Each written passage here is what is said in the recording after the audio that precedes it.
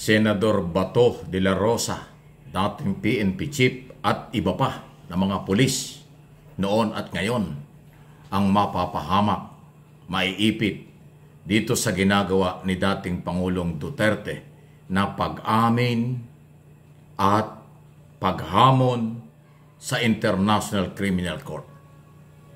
Bago natin ituloy, pakinggan muna ninyo ito. Hindi biro ito. Sa kanyang pagsagot sa hearing. I'm asking the ICC to hurry up, and if possible they can come here and start the investigation tomorrow. This issue has been left hanging for so many years. Matagal ma'am, baka mamatay na ako, hindi na nila ako maimbestiga. So I'm asking the ICC through you na pagpunta na sila dito bukas, umpisahan na nila ang investigation. And if I am found guilty, I will go to prison and rot there for all time. So ayan, ang sinabi ho ni Duterte, yan yung kanyang hamon. At ang matindi nga po, yung sinabi ko, hindi lang hamon yung kanyang pag-amin. Kasi on record sa both House and Senate, Philippine Congress, ang kanyang pag-amin sa paglabag sa karapatang pantao may tuturing dahil siya mismo ang gumagawa ng krimen. Siya mismo yung nambibiktima sa karapatang pantao doon sa war on drugs at kampanya niya sa isyong yan mula pa nung siya ay mayor ng Davao City at naging pangulo ng 6 na taon. Kaya sabi nga niya, may edad na siya. Totoo yun, hindi naman makakaila. So kung siya ay willing na magpakulong sa ICC, pero paano si Senador Bato na tatakbo pa yatang senador? Natatakot na nga si Bato dito sa nangyayari tapos ganyan pa ang ginagawa. So doon sa mga statement ng dating Pangulo, hindi po yan nakakatulong kay Bato de la Rosa, dating PNP chief na senador, at yung iba pang kasamahan na inireklamo ng mga kamag-anak ng biktima before International Criminal Court. Kaya huwag tayong magugulat sa darating na mga araw, hindi natin alam yan, na talagang baka magka-arestuhan. Nabanggit ko na isang araw doon sa video, kahapon, ulitin ko. Nagsalita na po ang Malacanang. Si dating Chief Justice ng Supreme Court, now Executive Secretary Lucas Bersamin, na kapag nagbigay ng red notice ang International Police o Interpol galing sa ICC para utusan at hingan ng tulong ang Interpol sa Pilipinas, hindi nila haharangan yun. Papapasukin pa. Papayagan nila. Dahil tayo ay member ng Interpol. Tayo ay tinutulungan ng Interpol. Ang ICC lang ang hindi nila pinapayagan. Pero ang ICC ay gumagamit ng Interpol kapag meron silang gustong ipahuli at imbitahan sa kanilang mga iniimbestigahan sa iba't ibang lugar sa buong mundo. Hindi lang ang Pilipino, hindi lang si Duterte, hindi lang si Bato at kung sino-sino pa. In other words, pag dumating yung notice, nag-abiso ang Interpol dahil inutusan ng ICC na ipatupad ng warrant of arrest, mapipilitang gumalaw ang Interpol dito sa Manila. At sabi nga ng Malacanang, hindi nila pipigilan yan. Iyan ang dahilan kung bakit sinasabi ko dito sa tapang-tapangan at nagmamatapang na pahayag ni Duterte, pag-amin sa krimen, okay?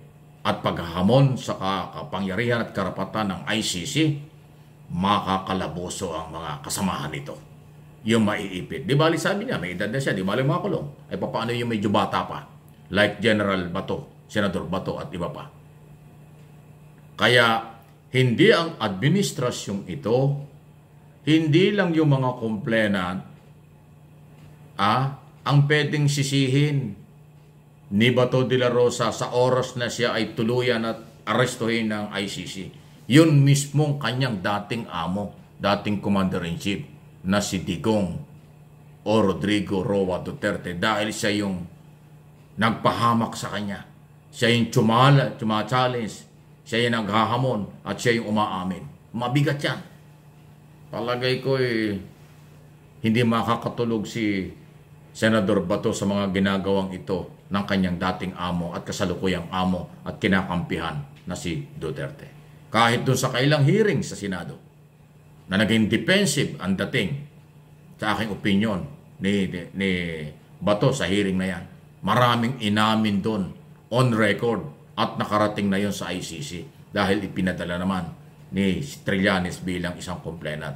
Tapos doon sa katatapos lang na hearing sa Kongreso at masusundan pa yan, ulit-ulit nang inaamin ang pananagutan at inaako na siya ang nag-utos. Siya ay gumawa ng labag sa karapatang pantao mula pa ng mayor ng Davao City. At lumawak pa ito kung maging Pangulo na. Paano lulusutan yan?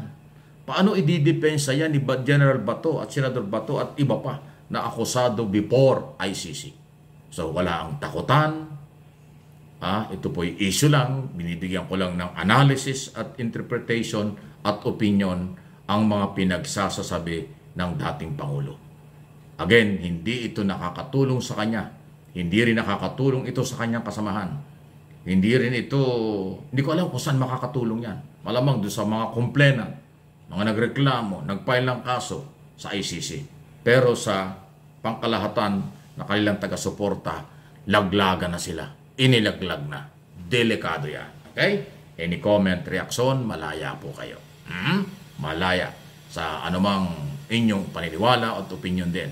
Ito namang aking channel ay tulay lang ng mga sa tingin ko ay tamang impormasyon. Gusto ko yung makakatulong ako. Pero educational na topic, hindi ho personalan. Wala naman personalan dito.